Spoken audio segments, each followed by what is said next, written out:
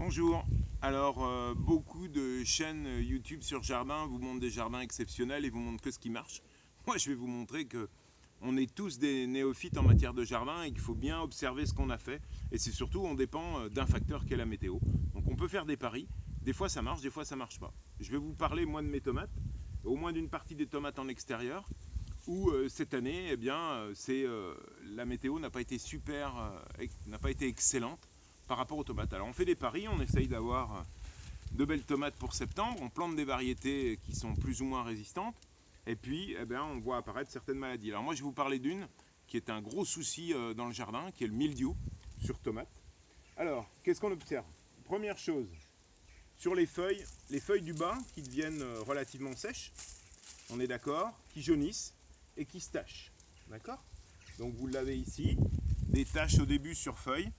Voilà, des taches brunes qui arrivent sur feuille au départ.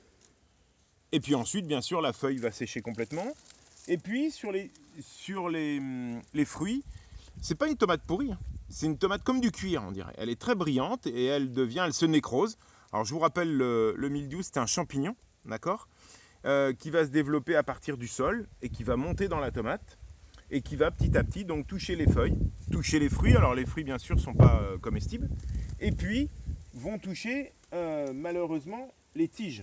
Et vous voyez un des symptômes ici, vous voyez sur cette tige vous avez des plaques noires, ici, là, de nécrose, qui sont, vous voyez des taches, on la voit bien ici, là vous pouvez zoomer là, zoomer, vous regardez, une belle tache noire sur la tige, ça c'est le mildiou.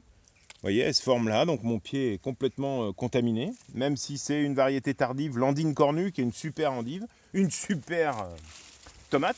Là, je vous montre un pied qui a été arraché un petit peu plus loin, où là, la maladie, je l'ai laissé pour vous montrer, mais a contaminé tout le pied. Et vous voyez, mon pied est entièrement noir, complètement touché.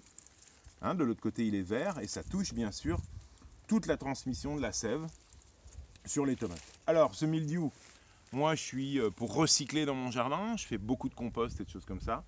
Attention, toute tomate contaminée par le mildiou, il faut évacuer. Ça va à la déchetterie, ça va dans les poubelles, mais en aucun cas dans votre compost, parce que forcément, ce champignon qui est là, soit dans les tiges, soit dans les racines, soit dans les fruits, va rester dans le sol, va se multiplier et va contaminer vos tomates l'année prochaine. C'est aussi pour ça qu'il est important de ne pas faire des tomates chaque année au même endroit.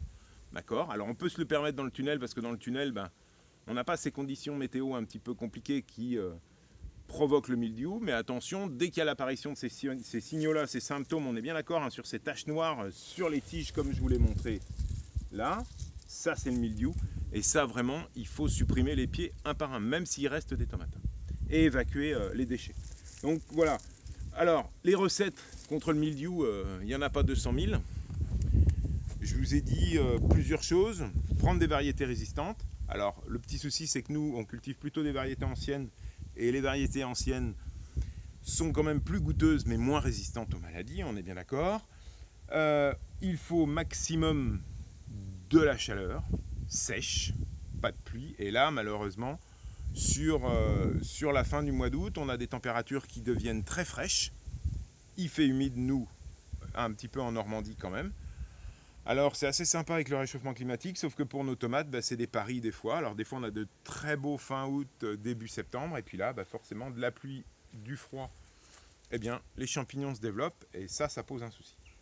Donc il y a des années ça marche, il y a des années ça marche pas. Les recettes, alors certains mettent de la bouillie bordelaise, certains mettent des traitements, bien sûr, on peut. Hein. Je vous ai parlé de purin, ça peut aider à la résistance de la tomate. Mais attention, quand les conditions climatiques sont tellement froides la nuit et très humides, vous avez un développement de mildiou et vous pourrez pas, et c'est pas vos traitements de bouillie bordelaise qui vont permettre de lutter contre. Voilà, c'est pour ça que beaucoup dans des climats un petit peu humides et froids comme ici se contentent de faire des tomates plutôt en serre, où on maintient une température relativement importante et pas beaucoup d'humidité. Voilà. J'ai pas 200 000 solutions pour le mildiou, mais je voulais juste vous avertir, si vos tomates sont malades, surtout ne remettez pas ça au compost, parce que vous allez investir votre sol de ce champignon. Et puis, bien sûr, deuxième point important à retenir, c'est qu'il ne faudra pas recultiver des tomates au même endroit. Moi, l'année prochaine, je mettrai certainement des haricots mange-tout, hein, ou des haricots grimpants, et comme ça, j'utilise le même support, et voilà. Donc voilà, on peut être déçu un petit peu de nos cultures, c'est le cas, c'est mon cas cette année, mais je vais vous montrer que même quand on a tout ce qu'il faut pour réussir, et là sur Canotier Jardinier, j'essaye de vous donner plein d'astuces. Bah là, le mildiou, une fois que c'est dedans, il y a une solution, c'est malheureusement arracher. Voilà, à bientôt.